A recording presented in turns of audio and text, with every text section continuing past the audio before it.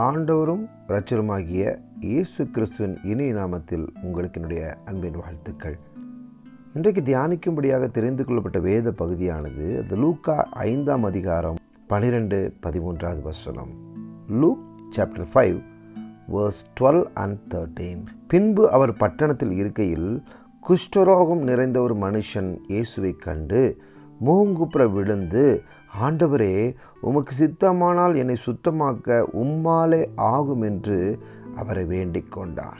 பழைய ஏற்பாட்டு காலத்திலே குஷ்டரோகம் என்று சொல்லக்கூடிய ஒரு வியாதியானது அது பாவத்தினால் வந்த வியாதி என்றும், அந்த வியாதி உடையவர்கள் டவுனுக்குள்ளாக பாளையத்துக்குள்ளாகவே வரக்கூடாது என்று சொல்லி ஒரு தடை விதிக்கப்பட்டிருந்தது. அவர்கள் யாராவது தூரத்திலே வரும்பொழுது தங்களை ஒரு கருப்பு போர்வையினால் மூடிக்கொண்டு குஷ்டம் என்று கத்துவார்களாம். அப்பொழுது அந்த மனுஷனை கண்டு நன்றாய் இருக்கிறவர்கள் விலகி போவார்கள். அவன் தொடுவதெல்லாம் குஷ்டம், அவனால் மிகவும் கஷ்டம் என்று சொல்லி அவன் ஊருக்கு ஒதுக்குப்புறமாக ஒதுக்கி வைக்கப்பட்ட ஒரு அவல நிலை இருந்து வந்தது. ஆனால் பாருங்கள், ஆண்டவராய் இயேசு கிறிஸ்து வருகிறார் என்று கேள்விப்பட்டு நான் இயேசுவை கண்டால், அவர் என்னை தொட்டால் என்னுடைய நோய் சுகமாகும் என்று சொல்லி அவன் விசுவசித்திருந்தான்.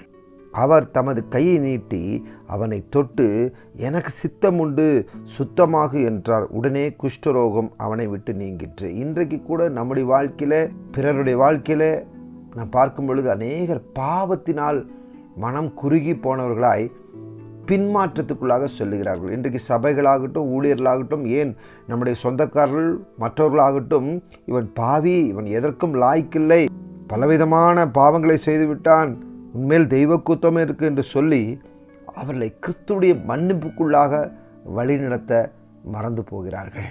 நமக்கு நாமே நியாயம் தீர்க்கிற நியாயாதிபதிகளாய் மாறி வருகிறோம். இளையகுமாரன் கர்த்தராகிய இயேசு கிறிஸ்து நாமத்தினாலே பிதாவுடைய அன்பை நோக்கி ஓடி வரும் பொழுது கிறிஸ்துவுடைய சிலுவை அவனை மன்னித்தது. மூத்த குமாரன் வயலில் இருந்தவன் அவனை பற்றி தகாத வார்த்தைகளை கூறினாலும் தகப்பன் அவனை அன்போடு ஏற்றுக்கொண்டார். எனக்கு பிரியமானவர்களே, நாம் ஒருவரை ஒருவர் மன்னிக்க வேண்டும், மற்றவருடைய பாவத்தை கண்டிக்கலாம், உணர்த்தலாம், கிறிஸ்துவின் அண்டையில் வழி நடத்தலாம். ஆனால் பாவி என்றோ குஷ்டரோகி என்றோ ஒருபோதும் நாம் அவர்களை தண்டிக்குவதற்கு வேதாகமத்தில் இடமில்லை.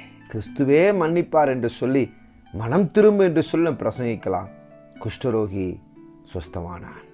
கண்களை மூடி ஜெபிப்போமா? அன்பின் பரலோக பிதாவே, இயேசு கிறிஸ்துடைய அன்பினால ஏவப்பட்டு இந்த வார்த்தைகள் நாங்கள் பேசுகிறோம்.